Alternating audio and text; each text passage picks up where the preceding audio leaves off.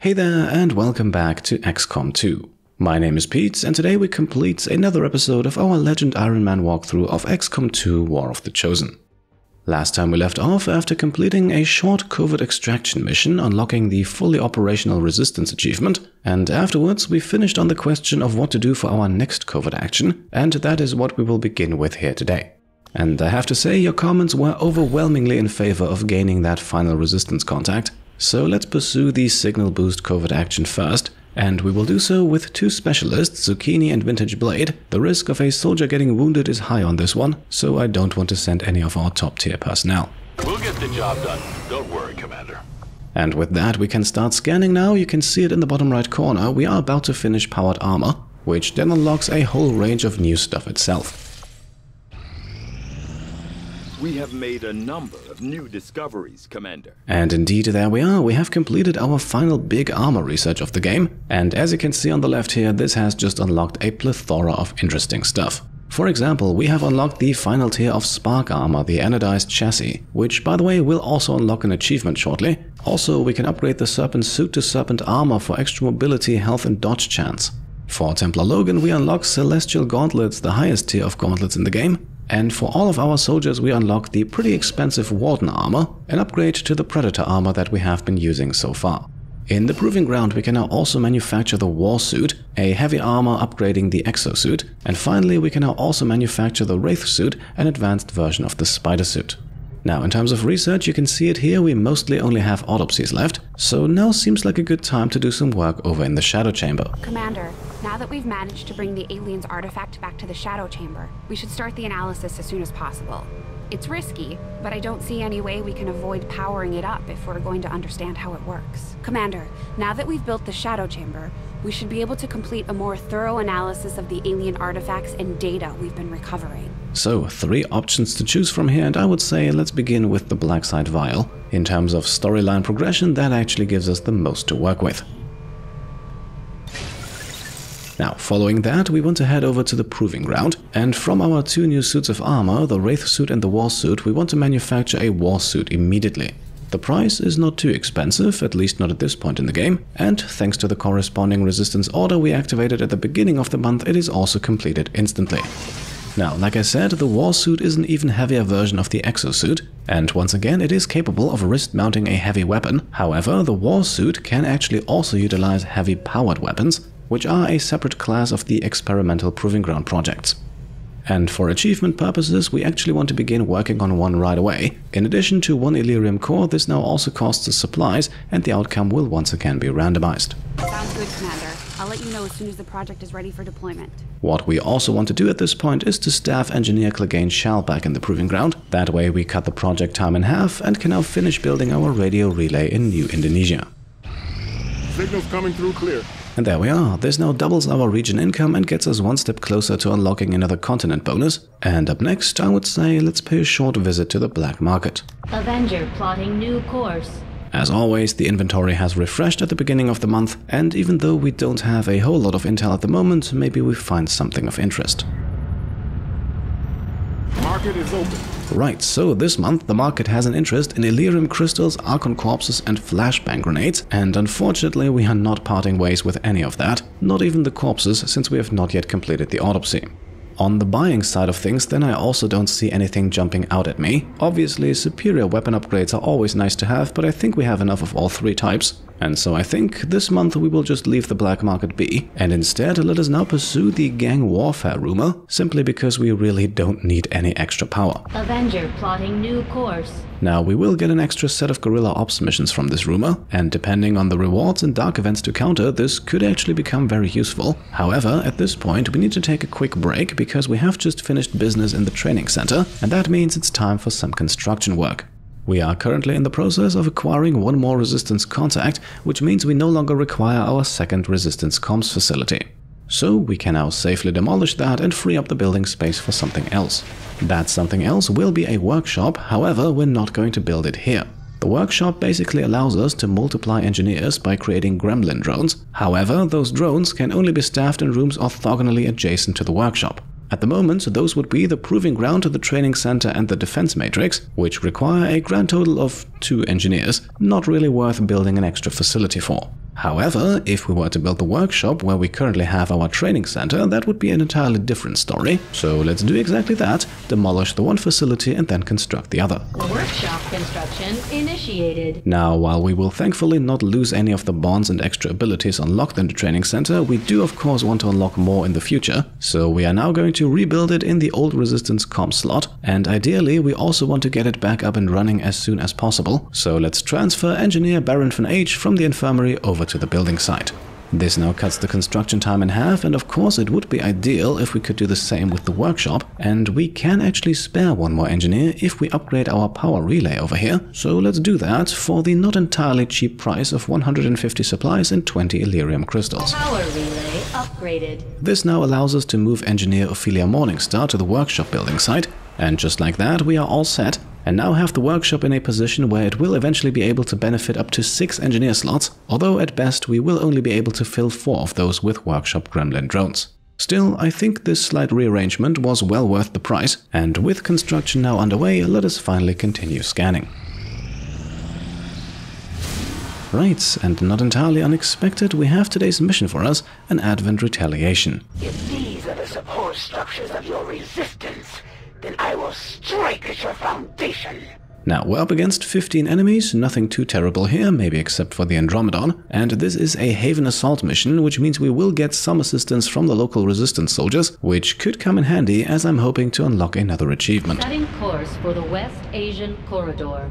Now, the achievement in question is finishing a retaliation mission with no more than 3 civilian casualties, which is also why we are bringing along a fairly high-level squad for this one. And for the first time ever, Van Dyke gets the exosuit, as Grenadier Typhoon now receives the war suit, giving him a grand total of 6 extra hit points and 2 points of armor, and access to the shield wall ability that we already know from our Spark. So if we want to, Typhoon can now become a high cover object. We're calling this heavy power armor the War Suit. This is as tough and strong as we can make it, with plenty of power for handling heavy weapons. By the way, this also goes to show why the rather expensive Warden armor upgrade for the entire squad is really not that useful to us at the moment, because with this squad right here we don't actually have a single soldier who would wear that, as everyone here already has a more specialized armor suit equipped. And that is why we will instead spend our hard-earned resources first on upgrading the Serpent armor. The benefits of that I think I mentioned earlier. This armor will go on Ranger Starfall, and we will save the 600 supplies for Warden armor and instead grab the anodized chassis for our Spark, which then also means that Julian has the highest tier weapon and armor equipped, and that now unlocks the Bells and Whistles achievement. And that's it. Ammo upgrades and items are nothing out of the ordinary. Dragonova is carrying a battle scanner for the detection of faceless, but everything else is pretty much standard.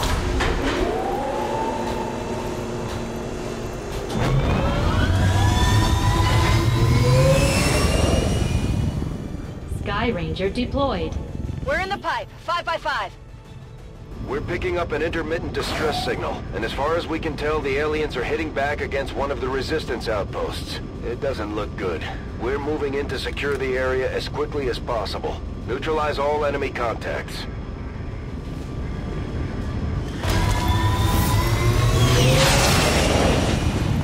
One of those Chosen is leading an assault on the resistance encampment in this area. Our people are doing what they can to fight back, but we need to help protect the civilians trapped nearby. There's a group of resistance soldiers hunkered down not far from your position. Move in and help fend off the attacking alien forces. Alright, here we go. Haven Assault mission. We've got 2 resistance soldiers protecting 4 civilians in this first group. As always on these types of missions, we do not have concealment except for our Reaper. And again, the goal here is to not lose more than 3 civilians, which is definitely going to be a challenge. However, one that is perhaps made a bit easier by another random resistance soldier joining our ranks. So let's see what our Canadian ally George here can do as we now send Dragonova up to scout ahead.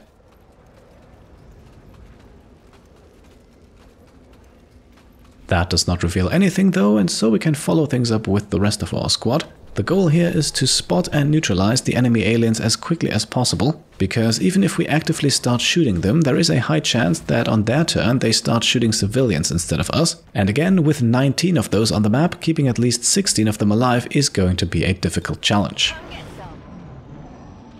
And here they are. The first enemy of the mission is a chrysalid, and the benefit of detecting them on their turn is they will now have to react to being detected and cannot attack anyone. The target is marked.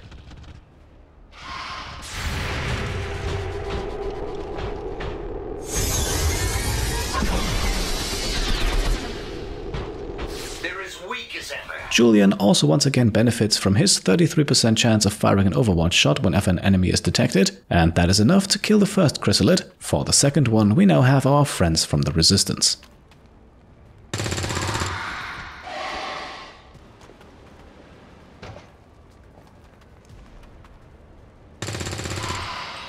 At this point, we also learn the rough location of the second group of civilians on this map. In Haven Assault missions there are always two groups. The second one is always slightly larger than the first and, as you can see, threatened by several specters. But for now, since we have not officially spotted them yet, they don't get to act, and so the Resistance soldiers here can freely fire away. Back on our turn then, we only have to clear out a single 3-hit point chrysalid.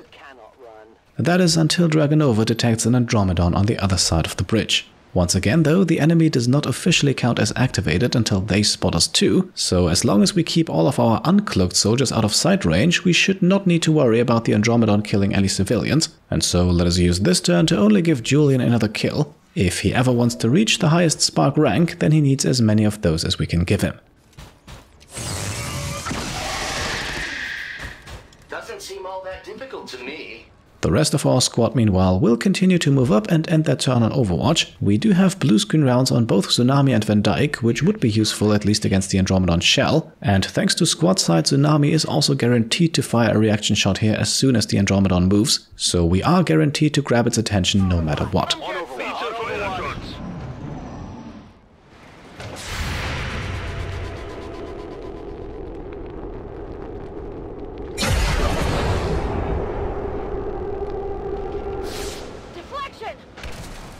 Alright, that is the Andromedon activated, and apparently it was not alone but accompanied by 2 codexes, which could get interesting considering that all of these enemies are located pretty far away from us, and that codexes will of course clone when they take damage.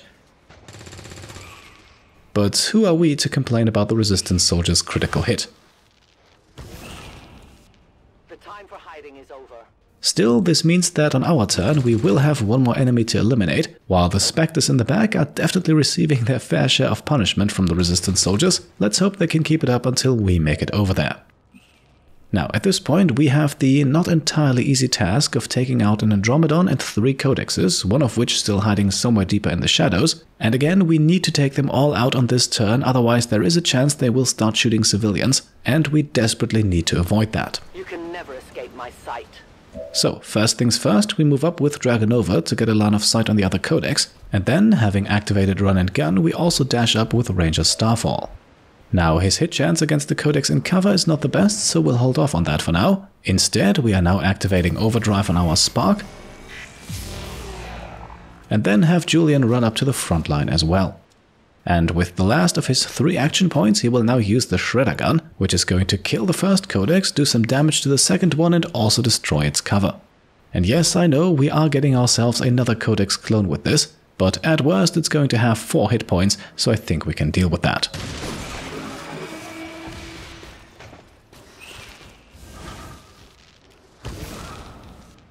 No place for you to go now. And indeed, there we are, another codex clone, and it has now spotted a few of the soldiers in the other group. However, none of that is going to matter if we can take all of them out on this turn.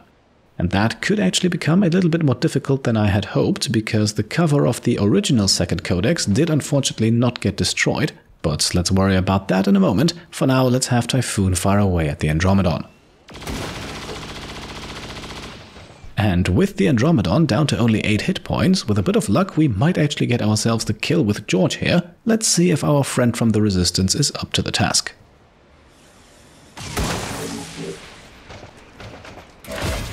Alright, only 7 points of damage, but that might actually end up working in our favor. Up next, let us now employ Dragonova's Sting Shot to hopefully eliminate the codex a bit further in the back here. I've waited for this moment.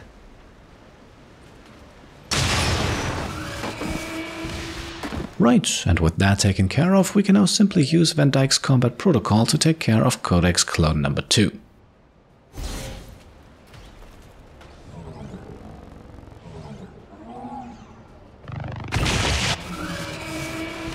Following that, we can move up with Tsunami and have Starfall kill the last Codex. Even if the shot here misses, the stock will guarantee that we take it out.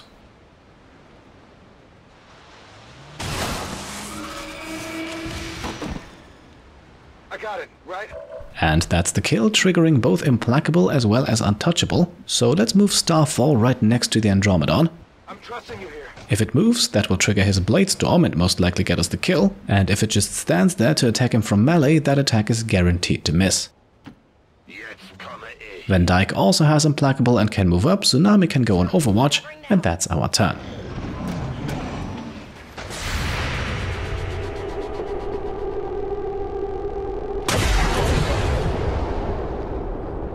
See that one?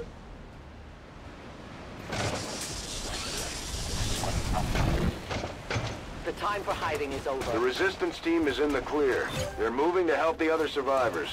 Right, and with the Andromedon reduced to its shell, which can conveniently not act on this turn as it just transformed, we are now in the clear. At least the first group of 4 civilians is. The 2 resistance soldiers, meanwhile, are reinforcing the group further in the back. There's a large group of civilians pinned down within range of your position. Sensors indicate hostile forces are closing in fast. We need to get in there before the aliens slaughter those people. So, our objective has officially changed to now rinse and repeat the entire process with the second group of civilians. And if you have kept count, then taking out the Andromedon over here would only mark enemy number 5. And with 15 enemies in total on this map, that leaves 10 more. Or maybe just 9 here in a moment, depending of course on what our friends from the Resistance do. Right, and I believe that was critical number 3 in a row here by this soldier, and that thankfully leaves us with one less Spectre to worry about. The Andromedon is also once again receiving a fair bit of damage. Looks to me like we won't even need blue screen rounds to take it out. So, here we are then, with 4 civilians rescued and potentially 15 more to go. 9 of those are standard civilians, while 6 are resistance soldiers. And of course, we might also have 1 or 2 faceless hidden among them. But let's take things one step at a time and give Typhoon the Andromedon kill.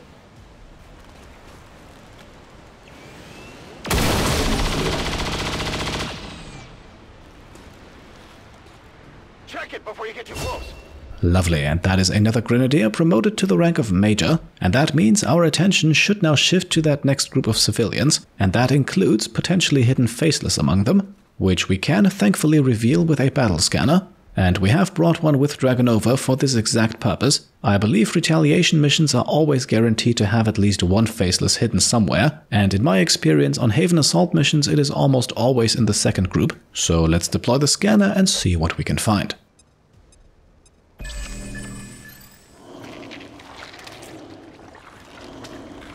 Right, and there we are, no surprise to see a faceless emerge right in the middle of the other civilians. There is nowhere to hide.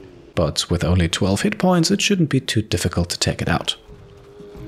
Moving Dragonova up onto the watchtower here then also detects 6 more enemies, You can never escape my sight. 2 each of Spectre, Berserker and Codex. That also means that there is another group of 3 enemies hidden somewhere else. Let's hope that at least one of them can restrain itself from killing a civilian on the next turn, otherwise our goal for this mission might be in some slight danger. What is also in danger meanwhile is the Faceless, because a critical hit from Starfall here will be all that it takes to eliminate it.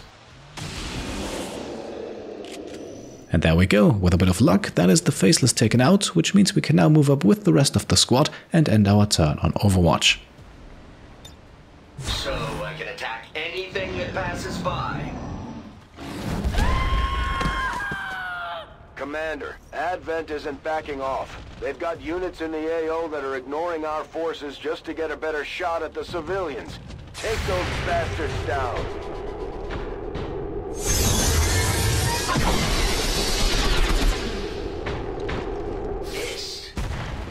Missed! The target is marked. Alright, so unfortunately the aliens have now begun killing off civilians, and we have also just spotted the third and final group of enemies, a Berserker accompanied by 2 Chrysalids, and to end the aliens' turn we suffer another civilian casualty, which means at this point we only have 1 more to give. This I think also very nicely illustrates the importance of getting that first group rescued without suffering any casualties. Again, of course, only if you go achievement hunting on this mission. Otherwise, rescuing only 6 of the civilians will of course suffice and shouldn't be too much of a problem even with these enemies against us.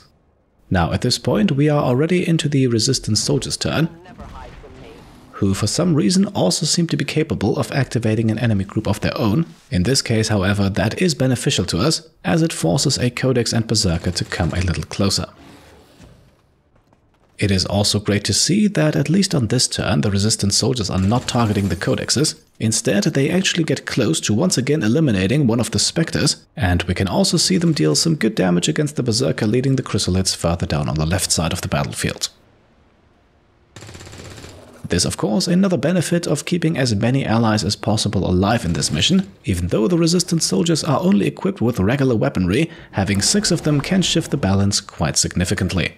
And so it is now back to us, and I would say we have our work cut out for us. To grab the achievement we are aiming for, we can only afford to lose 1 more civilian, and unfortunately we do still have 9 active enemies on the map.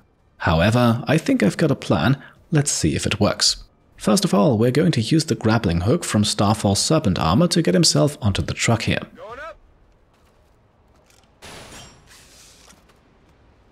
This now officially detects and activates the Berserker as well as the 2 Spectres, forcing all 3 of them to move. And thankfully, the Berserker as well as one of the Spectres move a little bit closer into our sight range. Nonetheless, that still leaves us with 3 enemies behind the truck, and unfortunately we will not even be able to get to them, let alone kill them with any of our other soldiers. However, if this works out, we also won't need to, because Starfall is getting quite good at this whole action economy thing, so let's kick things off here with a free axe throw against the Spectre. That's a critical. I had not expected that, but it definitely works in our favor. Up next, we can now use the Serpent Armor's Frostbite ability, essentially a frost bomb, but with a chance to hit. In this case, though, the chance is at 90%, and we'll gladly take those odds. Now, as you can see, despite already taking 3 actions, Starfall still has both of his action points left. So up next, let's move him into a flanking position against the Spectre. And despite the critical hit being guaranteed here, let's use Rapid Fire, as there is a chance we only deal 15 points of damage with a crit. Check it before you get too close. The first shot, however, already deals 16 and thus triggers Implacable, which means we can now move into a flanking position against the other Codex.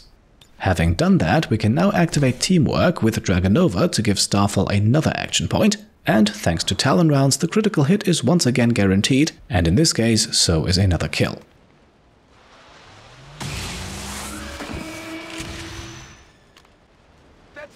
Alright, beautiful. That's 3 enemies taken out of the fight, even though the other Codex is only taken out temporarily. Still, it should make the rest considerably easier. Now, after grappling Tsunami onto the watchtower as well, we once again switch over to Resistance Soldier George, who's got himself a 92% against the Berserker on top of the truck. And that connects, which brings us to Dragonova and her Banish ability. She can now take up to 6 shots against the Berserker here, each one of them with a 20% chance to instantly kill the target.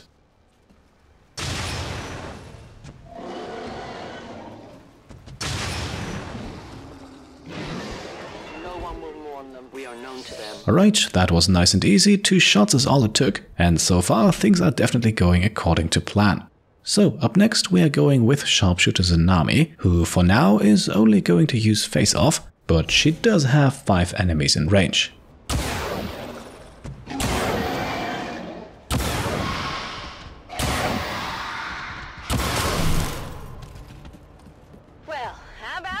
How about that indeed, 5 shots, 5 hits, also killing off that 1 hit point Spectre, who I briefly had considered using Lightning Hands on, but instead we can now use that on somebody else, because we will give Tsunami another action with Teamwork off of Van Dyke. However, before we decide what to do with it, let us first use Van Dyke's Flamethrower against the 2 Chrysalids. Das halten Sie nicht lange aus. Moving on then, we can jump back to Tsunami, using Lightning Hands against the Berserker and hoping for at least 7 points of damage.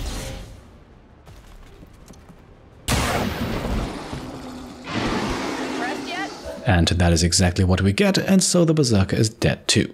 That means that we can now move up with Typhoon to lay down fire against the other Berserker. Unfortunately though, our target is guaranteed to survive this. What it will not survive, however, is the follow-up shot from Tsunami, who herself would also not have been able to kill it except for a 10% chance at a critical.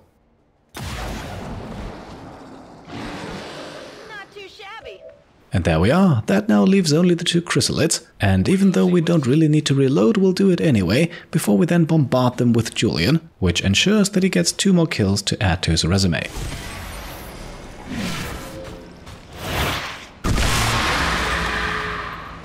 And that's our turn. Only a codex with a single hit point remains now, and that one is frozen. So we continue straight away with the Resistance's turn, and I think that means that the last kill of this mission will not actually fall to us. Menace 1-5, you've secured the remaining civilians and there are no other hostile contacts on the scope. Good work out there. Right, so in another flawless mission we have officially completed a retaliation mission with only 2 civilian casualties, which should now technically unlock the Heroes of the Resistance achievement. However, at least for me it didn't, which might either be due to a bug or the fact that this was a Haven Assault mission, although I could not find any information on that mission type being excluded.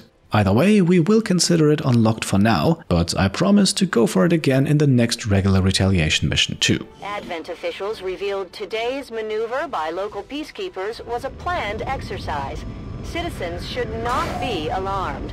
All weapon fire and wounds were simulated to better train Advent forces.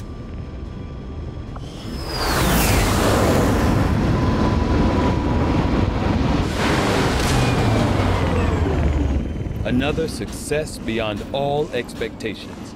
I'm continually impressed, Commander. Alright, and here we are. Nobody's injured and nobody's tired. That's fantastic. And Typhoon's promotion is also an easy choice in favor of Salvo. Hail of Bullets is really more of a niche ability at this point. With an aim PCS, a scope and tracer rounds, we are guaranteed to hit our target most of the time anyway. And so we wrap up an extremely successful retaliation mission with 17 rescued civilians, a nice boost to our monthly income. Another impressive effort, Commander. My expectations were high, and yet you have exceeded them. So here we are, an increase of 51 monthly supplies, that is not too shabby, and with another rather elusive achievement unlocked, or at least maybe. If you happen to know more about whether or not the Haven Assault mission type is eligible for this achievement, then please let me know. The achievement description only mentions retaliation missions, and the Haven Assault is a type of retaliation mission. However, it is a type of retaliation mission added by the War of the Chosen DLC, and the Heroes of the Resistance achievement was already part of the base game, so maybe that's why it didn't trigger for me. Nonetheless, even if this only was a self-imposed challenge and did not unlock the achievement, it was a nice challenge indeed, and I think it brings us to a good point to make the cut for today. So as always, if you enjoyed the episode, then I would be very happy if you could leave a thumbs up, and if you like what I'm doing and want to support me and my channel further, then you can go ahead and subscribe to stay up to date, grab some merch over on shop.petecomplete.com, or check out and maybe even pledge to the Pete Complete Patreon. Thank you all for watching, and I'll see you next time. Cheers.